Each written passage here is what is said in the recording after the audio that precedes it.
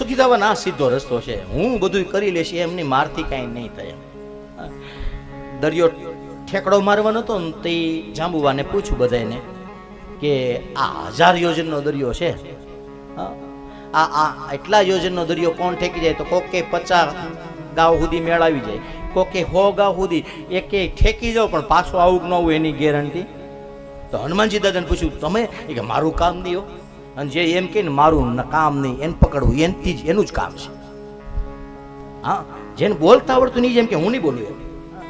અને એટલા માટે પછી હનુમાનજીને કીધું, હનુમાનજી તારી સિવાય કાં સુખ સાધે બેઠે બલવાના.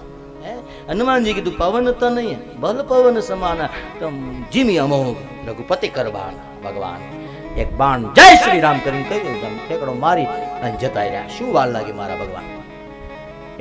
એટલા માટે ઘણી વખત ખાલી રામ બોલો ને તો ડુંગરા ઠેકાઈ જાય. અને ઘણી વખત ગમે એટલી માનતાઓ કરીએ ને તોય મેળવવામાં આવે. કેમ?